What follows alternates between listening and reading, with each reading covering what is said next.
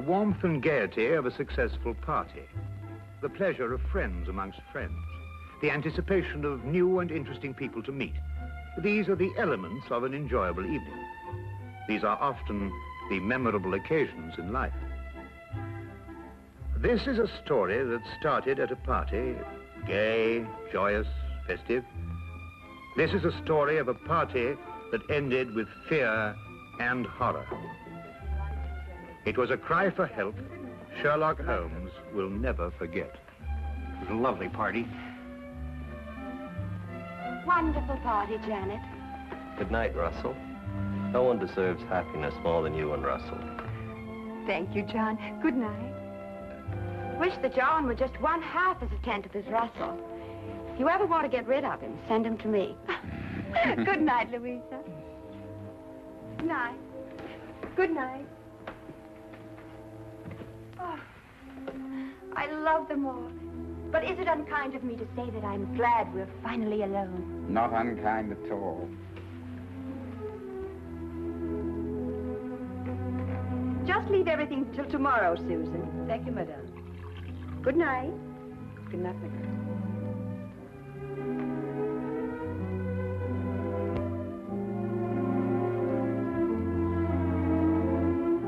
You've made me very happy this evening, darling. I really am the luckiest woman in the whole world. Our first anniversary. I wanted you to be happy this year. It couldn't be any other way with you. It might have been. Impossible. There may be a deep and dark side to my nature. Of course there is, darling. All interesting men have dark sides to their natures. Possibly even black. Oh, most certainly black. I'm a murderer. Of course you are. More than once. Innumerable times, I'm sure. 7 times. And are you going to murder 7 times again? Once again. Anyone I know? You? Oh, wonderful. And will you give me warning? I'm giving you warning. Will you kill me with kindness? No. Like this. Russell! Russell, you're hurting me. Russell,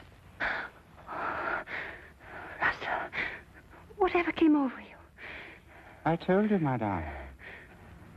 Tomorrow, at exactly 9 o'clock, I will strangle you as I have strangled 7 before.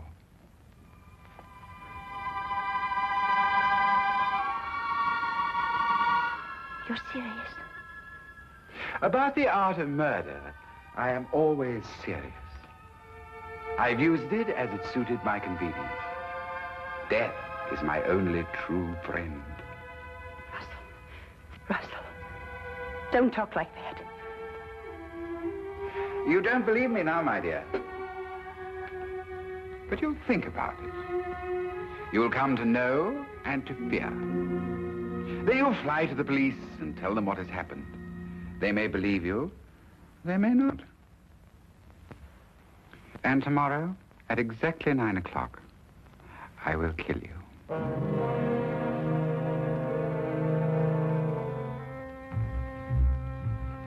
Good night, madam.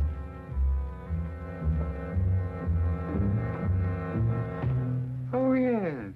Happy anniversary, my dear.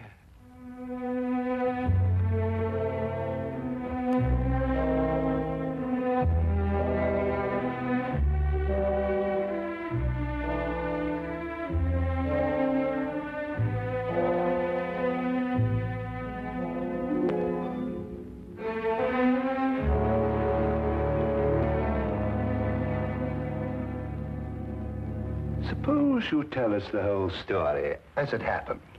It might be easier that way. Of course.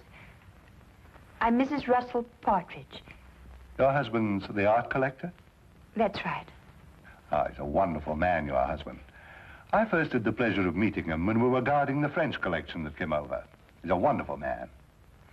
Everyone says so. Yes. Now, Tell me what's troubling you, Mrs. Partridge. You can rest assured that for your own sake as well as your husband's, Scotland Yard will do everything it possibly can.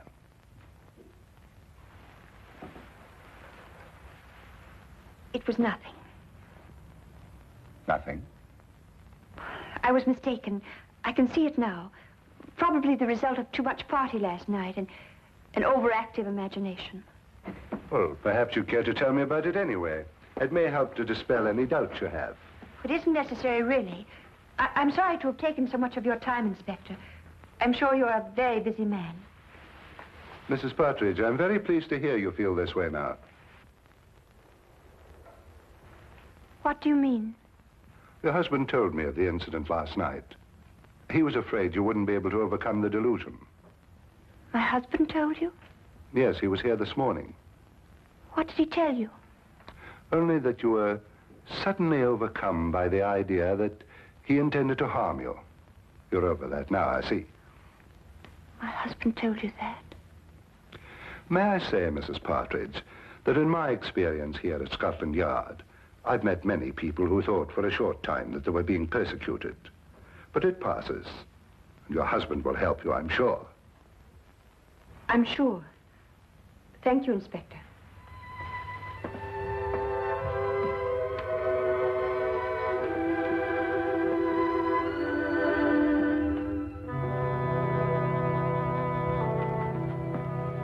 Well, what do you make of that, sir? Follow, Wilkins. Very good, sir.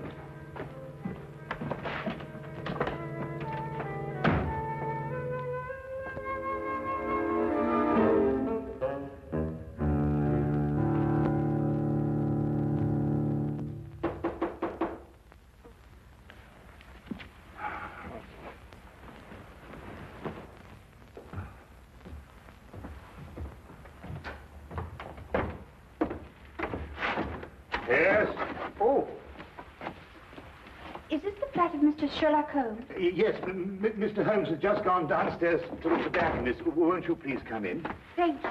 Oh, please excuse me. Would you like to sit over here? There. Would you care for anything? I have some fresh tea made. No, thank you. You say Mr. Holmes will be right back. Oh, yes. Oh, forgive me. I'm Dr. Watson. How do you do? I'm Mrs. Russell Partridge. Oh, your husband's the art collector.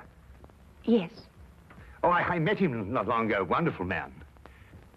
thank you. Of course, I'm not much an authority on art myself. I just like what I like, you know. But I understand he's one of our leading judges. Yes, that's true. Wonderful man. Interesting, too. Yes. I think perhaps I'd better leave. I was wrong to think that... What a beautiful day, Watson. Perfectly exquisite. We really must make an effort to get out and about more often and see the beauties that I beg your pardon, madam. I didn't realize we had a guest. May I present Mr. Holmes? This is Mrs. Russell Partridge. Do forgive the exuberance of my entrance, madam. I'm delighted to meet you. Won't you sit down? I think that I realize the situation is a delicate one. How do you know? Because you didn't wish it to be known that you'd come here. So you left your carriage at the corner of the street and walked. You saw me? No, as a matter of fact, I didn't. But I observed that the hem of your skirt has picked up a certain amount of dust from the street. And though you undoubtedly came by carriage, because your shoes, which are extremely fashionable ones, were not meant for comfortable walking. Mr. Holmes, I need your help. In what way, Mrs. Partridge? I believe my husband is going to kill me. Russell Partridge? Why do you believe this, Mrs. Partridge? He told me he would. Last night. Why, that's impossible. I had the same reaction at first, Dr. Watson. It couldn't be true. Not by Russell. As everyone tells me, he's such a wonderful man. And when did he say he was going to do this? Tonight, at 9. And then he said something impossible, Mr. Holmes.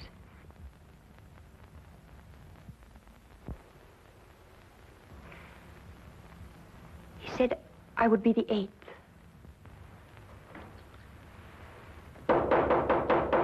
Excuse me.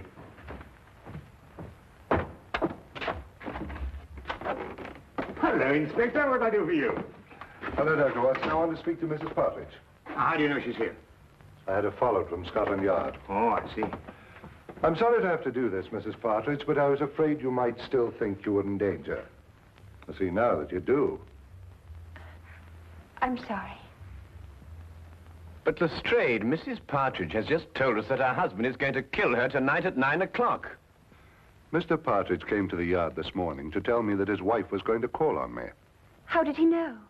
He said you told him you were going to call. That's not true. I decided to do it this morning. It was 10 o'clock, I remember. Mrs. Partridge, at 10 o'clock, your husband was still sitting in my office. Mr. Holmes, I don't understand. I don't understand how Russell knew I would go to see Inspector Lestrade. I swear I never told him. Everything I told you is true, exactly as it happened. Do you believe that?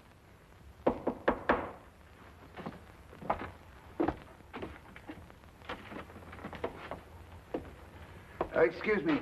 My name is Partridge. I believe my wife is here. Yes, indeed she is. Will you come in? Russell.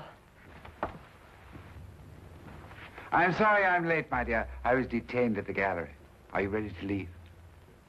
How did you know I was here? How did I know you were here? Yes. How did you know? But you said you'd be here.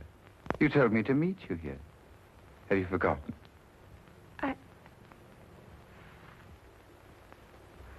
I must have forgotten. Excuse me.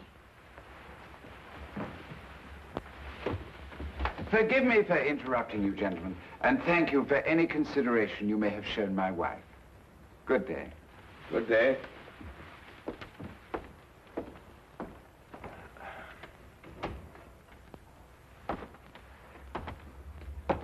Well, I'd say that young woman was heading for a complete nervous breakdown. I've seen these delusion cases before. A very interesting man, and a very distinctive one. When I went down to the tobacconist, I wondered why he was standing at the corner of the street, watching this flat so intently. And now I think I know why. Yes, indeed, a very, very interesting man.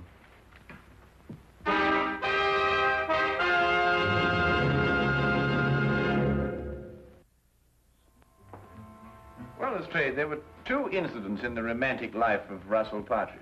In the first case, his fiancée ran off with another man and was never seen again.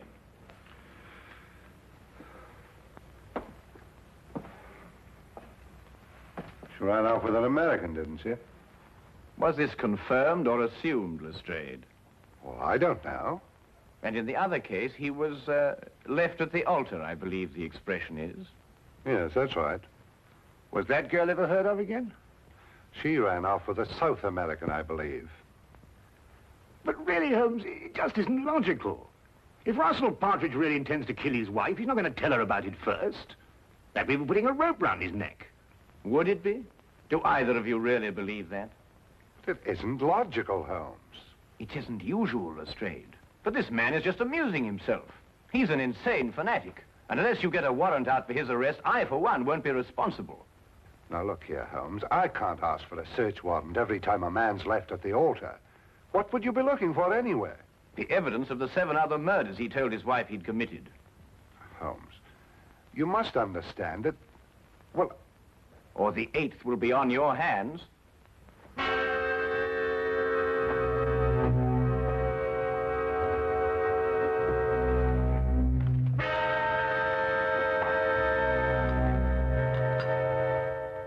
Going completely against his own judgment, Lestrade had the search warrant issued, and Scotland Yard entered the Partridge house and searched with the thoroughness and efficiency that only that organization was capable of. From basement to attic, no wall, no object was left without meticulous examination. Holmes directed the entire investigation. I have never seen him so intense, so insistent, and at the end, so completely frustrated. If Partridge was the criminal Holmes believed, there was no question he had won.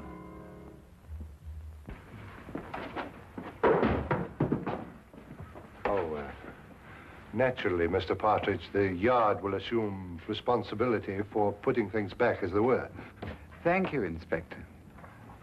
I do hope you'll forgive us bursting in like this. It's, Mr. Holmes who... I understand Mr. Holmes very well. I suppose I'd feel the same way, under the circumstances.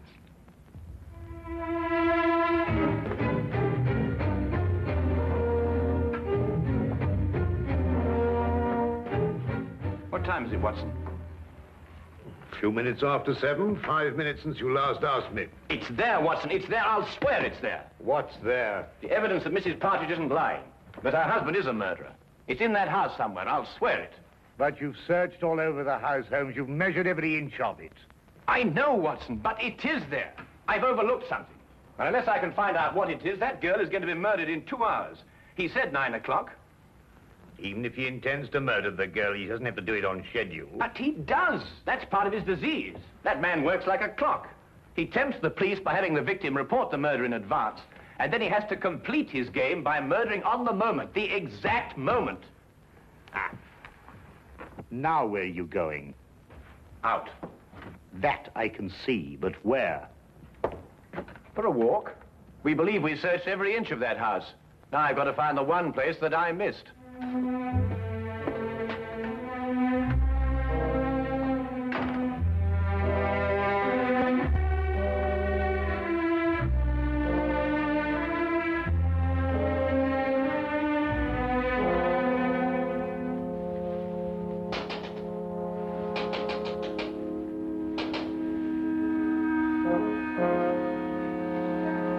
Mr. Holmes. Good evening, Mrs. Partridge.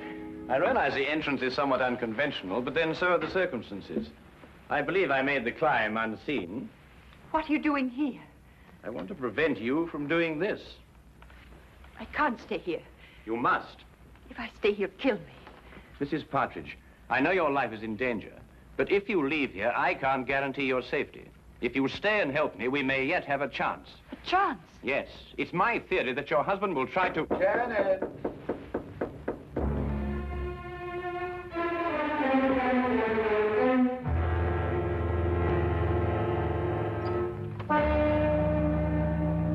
Hello, my dear. You were so quiet up here, I thought perhaps something was wrong. Are you planning a trip? No. Going out, perhaps? I was. But then I changed my mind. Why did you change your mind? Because I think you're lying. You're insane, Russell. But I don't believe you're dangerous. I shall stay here tonight and leave in the morning.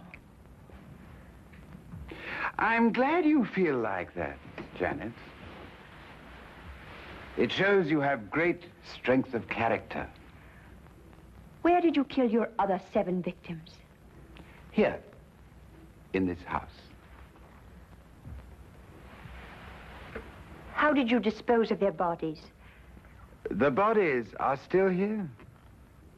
But the police searched the house. I know. I watched them.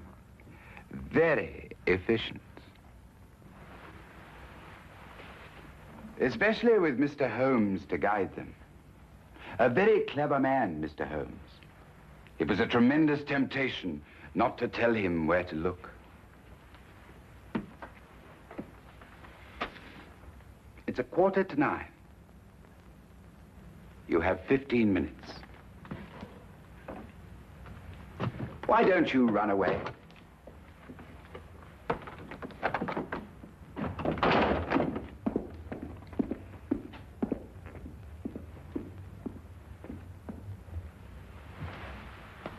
Very well done indeed, Mrs. Partridge.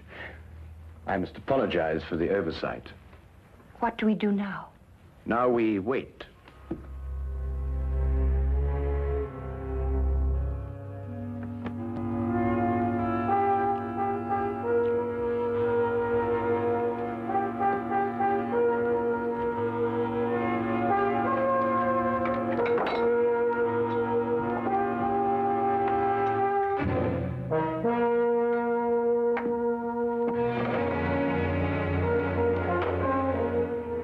Only one.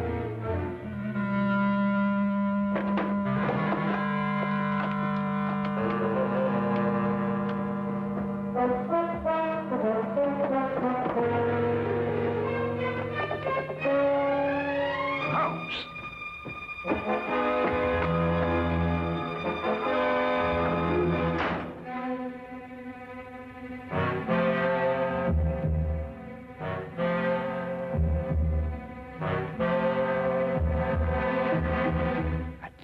I remember it.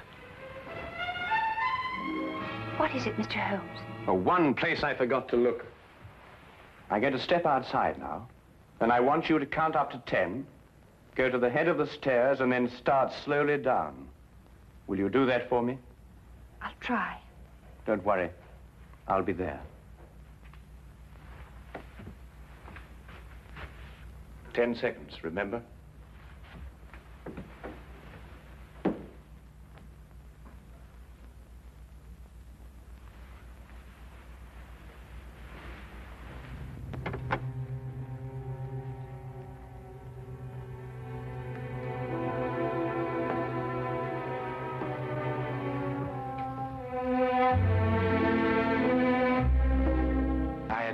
Your courage, Janet. Aren't you afraid? No. I don't believe you. I think you are afraid. No, I'm not. The others were afraid. Don't take that last step. How did you get in? The important thing is that I'm here, and that your wife is safe. And because of your premature revelation of yourself, so am I. I'm sure it is not against the law of England to walk up the stairs in one's own house. Besides, my wife is completely unharmed. And the other 7, Mr. Partridge? What other 7, Mr. Holmes? You searched this afternoon. The other 7 exist in my poor wife's sick imagination. Yes, and in mine, too. I know where they are now. Really?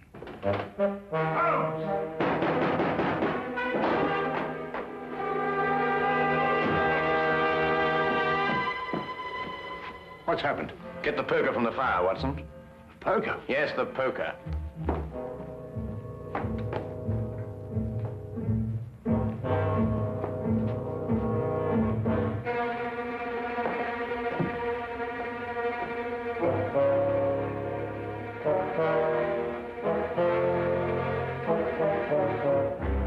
I imagine there is a way of opening your unique coffin, Mr. Partridge. And if not, Dr. Watson here is more than capable of breaking it open.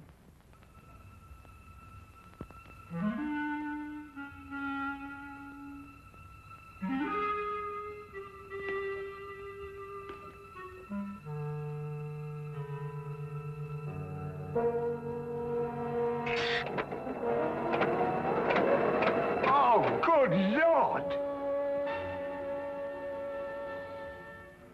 The mortal remains of his 7 victims, Watson. Each step a coffin, and each coffin a monument to the most insane killer I have ever met.